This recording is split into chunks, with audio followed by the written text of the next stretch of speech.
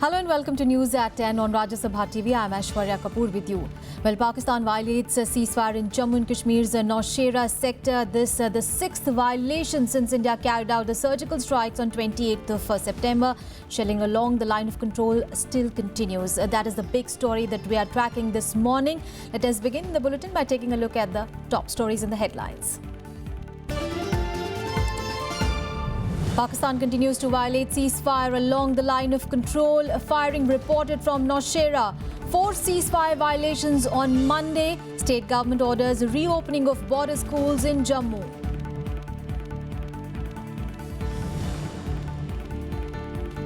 Russia welcomes India's decision on surgical strikes across the line of control. Says every country has the right to defend itself.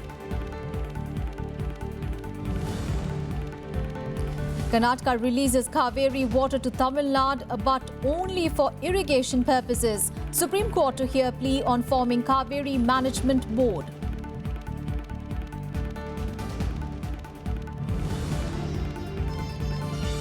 US suspends the talk with Russia to revive failed ceasefire in Syria. Washington says patience with Russia has run out after it refuses to let up attacks on civilian areas.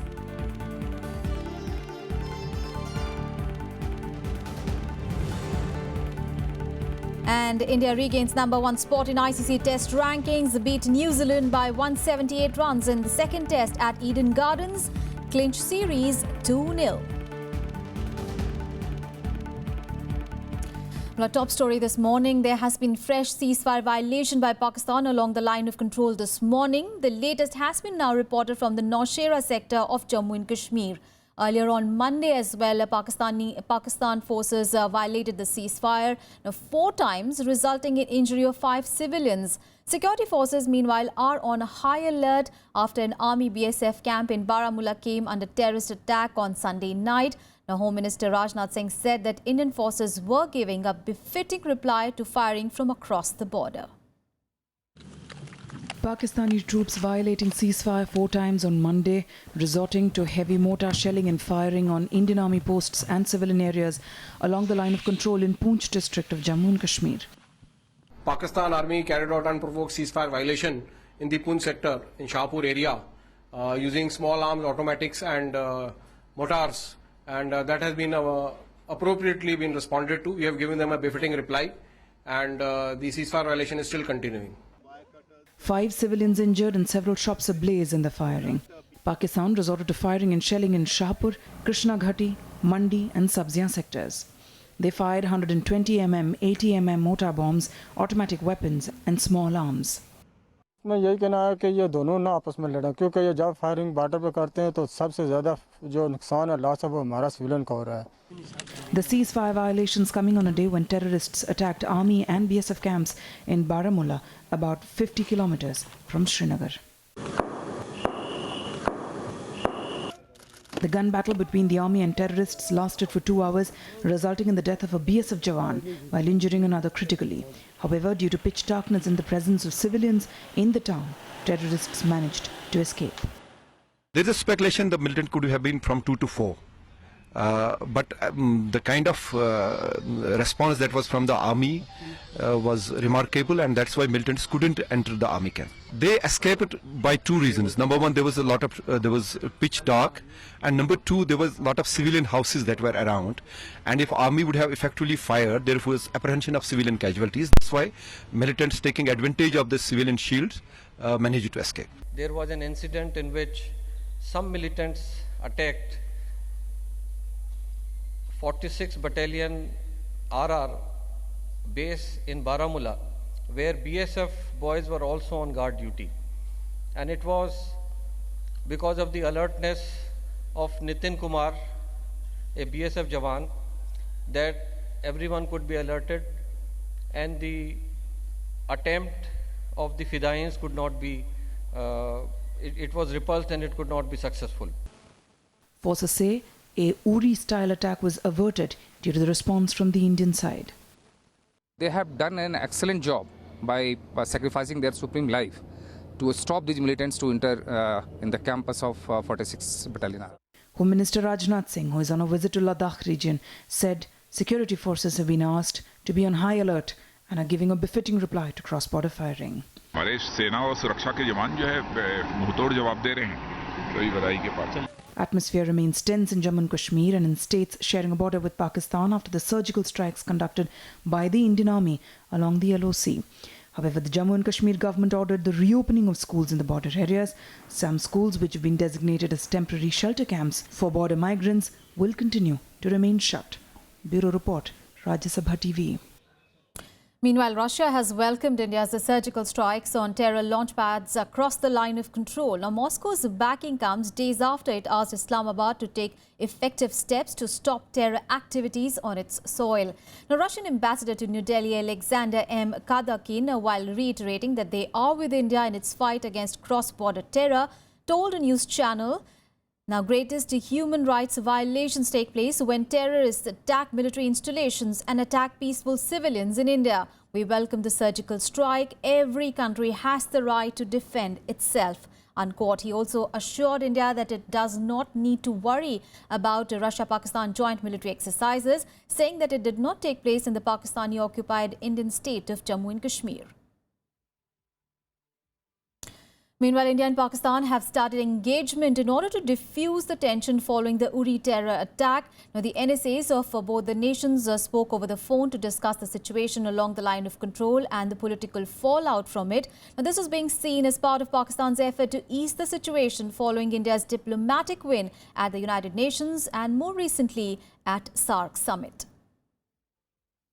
India and Pakistan are engaging with each other in a bid to ease tensions.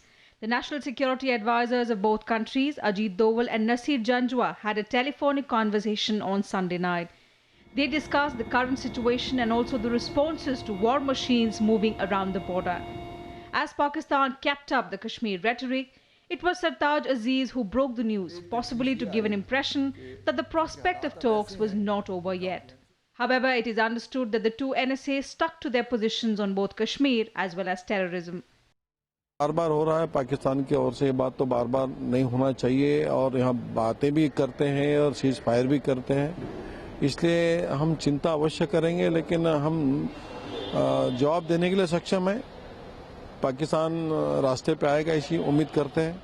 China, on the other hand, also sent overtures to India after once again scuttling India's efforts at the United Nations against Masood Azhar. Chinese ambassador to India Luo Zhaohui met National Security Advisor Ajit Doval on Monday morning. Though it was a courtesy call, it's also understood that the ambassador tried to convince the National Security Advisor that the technical hold on Masood Azhar was not permanent and there was room to engage further. China is also cooperating with Pakistan on the issue of terrorism, but till now it is against India's interest. But given the fact that China stresses on economy, it will be interesting to see that how far it cooperates with Pakistan on terrorism. Akhilesh Suman for Rajya Sabha Television in New Delhi. Meanwhile, as part of Centre's efforts to reach out to Jammu and Kashmir, Home Minister Rajnath will visit Kargil on the second leg of his visit to the state today. In Kargil, he will interact with the representatives of political parties, social organizations and individuals to seek their views on the present unrest in the Kashmir Valley. On Monday, Rajnath Singh arrived at Leh for a 2-day-long visit to Ladakh region of Jammu and Kashmir. He met people and delegations from all walks of life from the region. Delegation groups urged the Home Minister to grant Ladakh the status of a union territory with the legislature for ensuring speedy development of the mountainous region of Jammu and Kashmir. उन्होंने आज हमसे कोई दूसरी बात नहीं की है. सारे लोगों ने मिलजुल कर यही कहा है कि लद्दाख को यूटी स्टेटस दिया जाना चाहिए. यही सब लोगों ने मांग रखी है. And Jammu and Kashmir Chief Minister Mehbooba Mufti has said that the situation in Jammu and Kashmir must not be seen through the security prism alone. Now, Mufti called upon the political leadership of the country to invest in peace in the state and own the suffering and pain of the people. Now, addressing party workers from Ganderbal district, she said that people of Jammu and Kashmir should not be given to feel that their dignity is being undermined. Now, maintaining that the people of J&K have a huge stakes in peace and stability in the region, she said that the PDP would continue its efforts to see larger political consensus for the peaceful resolution of the issues that are facing the state. And Bihar Chief Minister Nitish Kumar has hailed the centre's decision of surgical strikes on terror launch pads across the line of control. Now, Kumar has said that the terror attacks that followed the surgical strikes are a response to India's action and there is no need to worry about it. He also added that the army is capable of giving a befitting reply to Pakistan. केंद्र ने निर्णय लिया surgical operation का, वह बहुत जरूरी था और कामयाब था। तो यह मान लेना कि उससे बाकी जितनी आतंकी गतिविधियां हैं वो एक क्षण में समाप्त हो जाएगी, मैं नहीं समझता। और आतंकी मसले पर कोई राजनीतिक नजरिए से एक दूसरे से ये कॉन्ट्राडिक्टरी बात करना उचित नहीं होता है। On to some other news, and President Pranab Mukherjee will embark on a 3-day visit to Nepal from 2nd of November. President Mukherjee will be travelling to the Himalayan kingdom on the invitation of his Nepalese counterpart, Bidya Devi Bhandari. Now, this will be the first visit by an Indian president to Nepal in nearly 20 years. He is also likely to visit Pokhara, Muktinath and Janakpur. And now a look at what all events are slated for the day. Here is the day ahead. Sri Lankan Prime Minister Ranil Wickremesinghe will arrive in India today on a 3-day visit. He will hold bilateral talks with Prime Minister Narendra Modi and call on President Pranab Mukherjee and Union Ministers Sushma Swaraj and Nitin Gadkari. The visit assumes significance as both the nations pulled out of the SAARC summit last week. On a 5-day visit to the country, Singapore Prime Minister Lee Hsien Loong will hold talks with Prime Minister Narendra Modi in the national capital today. Both the countries will sign an agreement on cooperation on industrial property.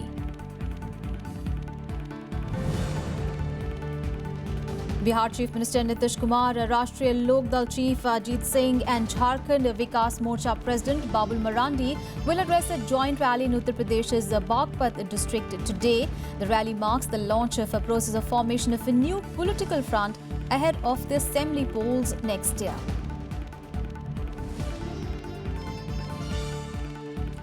Well, in News at 10, we'll take a very short break here. We'll be back with more news. Stay tuned.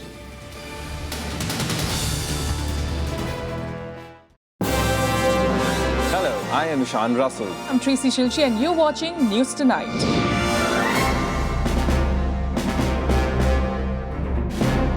Together with the team of our dedicated professionals from across various fields. This is Shyam Sundar, Vishal Dahiya, Akhilesh Suman, Frank Pereira from Beijing, China. Kriti Mishra for Rajya Sabha Television.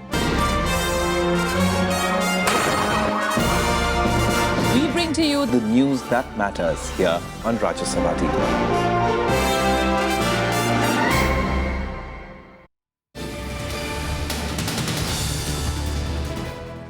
Welcome back. News from down south. In Karnataka has finally released some water of the Kaveri River to Tamil Nadu, but only for irrigation purpose. Now, the softening of stance comes after the State Assembly on Monday adopted a resolution asking the government to take appropriate decision on the release of Kaveri water. The resolution came hours after the Supreme Court asked Karnataka to explain the continuous defiance of its orders to release water from the Kaveri water to neighbouring Tamil Nadu. The Supreme Court will also hear a plea on the constitution of the Kaveri Management Board today. Karnataka released water to neighbouring Tamil Nadu on Monday, hours after the State Assembly authorised the government to take an appropriate decision on the issue. The resolution has said by the Assembly that we should release water to our farmers, as well as take such decisions in the interest of the state. Earlier in the day, the Supreme Court came down heavily on the Karnataka government for the second time in a week for defying its order to release Kaveri water to Tamil Nadu. The court had asked the state to release 6,000 cusecs of Kaveri water to Tamil Nadu on September 30. Meanwhile, the centre has sought modification of the apex court order to set up the Kaveri Water Management Board. It said the decision to form the Water Management Board is the Parliament's prerogative. The centre's U-turn comes 2 days after it had readily agreed to the court's direction to form a board by October 4th. We were very disappointed that the Government of India's Attorney General said that we will form the board. He should have taken more time and said that I'll come back to the court. But anyway, I hope the Government of India will think about it, and I think they should, for the moment at least, we are hopeful that due to the public pressure building up, that they will oppose the formation of the Kaveri Management Board. In Tamil Nadu, both DMK and AIADMK have attacked the Modi government for changing its stance on the formation of the Water Management Board, charging the centre with making the move with an eye on Karnataka Assembly elections in 2018. Bureau Report, Rajya Sabha TV. On to some other news. Well, a multi-agency group comprising officials of CBDT, RBI, Financial Intelligence Unit and ED has been set up to ensure speeding and coordinated probe against Indians whose names have figured in the Panama Papers. Well, the information was revealed by the centre to the Supreme Court on Monday. An undisclosed income of about 8,186 crore rupees has been brought under the tax ambit despite not sharing of any information by the Swiss authorities, the Department of Economic Affairs told the Apex Court. The centre also sought a dismissal of a PIL seeking court-monitored probe against Indians whose names have figured in the Panama Papers for allegedly holding bank accounts in foreign nations. Let's now get you some international news. Well, the hopes of restoring a ceasefire anytime soon in Syria have shattered. Now, the US has suspended talks with Russia on a Syrian truce, accusing Moscow of an ongoing brutal bombing campaign. The news of shelving of talks came even as diplomats at the United Nations Security Council were beginning to negotiate a resolution that urges both Russia and US to ensure an immediate truce in Aleppo. There is nothing more for the United States and Russia to talk about with regard to trying to reach an agreement that would reduce the violence inside of Syria. And that's tragic. The United States following through with its threat to formally suspend talks with Russia over the Syria conflict, accusing Moscow of having failed to live up to its commitments under a ceasefire deal and continuing with its bombing campaign in the besieged city of Aleppo. US says the decision to suspend talks was not taken lightly. Russia says it regretted the move. The Obama administration has concluded that Russia has no intention of living up to the commitments that they've made in the context of negotiations around a cessation of hostilities. And once you've reached that conclusion, I'm not really sure what else there is to talk about. Even before the US's move, anticipating the end of talks, Russia withdrew from a landmark arms control agreement with the US that calls for each side to dispose of 34 tons of plutonium, a material used in nuclear weapons. The developments signal the further deterioration of relations between the two sides. We regret Russia's decision to suspend this agreement unilaterally. The United States remains committed to the agreement. We believe it's in the best interest of both the United States and Russia. It's part of our efforts to secure nuclear materials and combat nuclear terrorism. Aleppo has come under heavy aerial bombardment since the end of ceasefire 2 weeks ago. On Monday, the main trauma hospital in the rebel-held eastern parts of the city was hit by an airstrike for the third time in a week. Hundreds of people have died since government forces launched an offensive to take full control of Aleppo. Some 250,000 are still trapped. On the UN Security Council, there's one resolution after the other is passed that healthcare structures should not be attacked, that they are protected, that it should be respected. But in the end, nothing changes. The collapse of US-Russian talks on Syria have dashed hopes of a diplomatic answer to fighting in Syria anytime soon. The Obama administration has announced that it will consider options and alternatives like providing more sophisticated arms, logistical support and training to Syrian rebel groups, while Russia vows to continue with its military aid to Syrian forces' offensive to capture Aleppo. Bureau Report, Rajya Sabha TV. And Sweden's annual crop of Nobel Prizes for achievements in science, literature and peace is announced in the coming days, beginning with the Medicine Prize. The 2016 Nobel Prize in Medicine has gone to Japanese cell biologist Yoshinori Ohsumi. Well, he has been awarded the Nobel Peace Prize for his discoveries for mechanisms for autophagy. Well, it is a process whereby cells eat themselves, which when disrupted can cause Parkinson's and diabetes. The process is also crucial for preventing cancerous growths. Now, Ohsumi's discoveries led to a new paradigm in understanding of how the cell recycles its content. His discoveries have opened the path to understanding the fundamental importance of autophagy in many physiological processes, such as in the adaptation of starvation or response to infection. The prize was awarded by the Nobel Assembly at Stockholm's Institute. Let's get to some more international news in World Wrap. Colombian President Juan Manuel Santos has appointed a team of senior government officials to launch talks with the opposition on chances to a peace deal with the FARC rebel group. The peace deal was rejected by a narrow margin in a referendum on Sunday. Former President Alvaro Uribe, who led the No campaign, did not attend the meet, but he appointed 3 negotiators to hold talks with the government. The Italian Coast Guard has coordinated the rescue of more than 5,600 migrants in one of the biggest operations in a single day. The migrants had set off from the Libyan coast in nearly 40 boats. One migrant is reported to have died and several others were airlifted for medical treatment. According to the International Organization for Migration, some 132,000 migrants have arrived in Italy this year. Donald Trump's presidential hopes suffered a new setback as authorities clamped down on his charitable foundation. A New York Attorney General said that the Trump Foundation must cease and desist from soliciting contributions in New York. The prosecutors issued a notice of violations after determining that the foundation had no proper registration. Well, Hillary Clinton sees the offensive to brand the Republican an unscrupulous businessman. And China is to build an ocean park in Hainan Island, which is located in the disputed South China Sea. Hainan, the southernmost province of China, is one of the coastal areas where the recreational marine parks will come up. Beijing has the laid claim to over 80% of the South China Sea.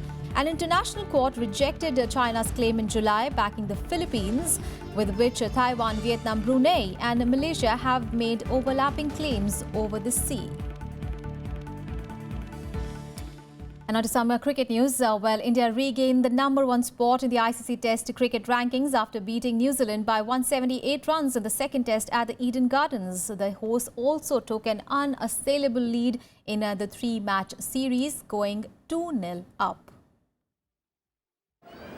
Indian cricket team on Monday pulled off a brilliant all-round performance to trounce New Zealand by 178 runs in the second Test match at the Eden Gardens. With this, the hosts also clinched the 3-Test series 2-0.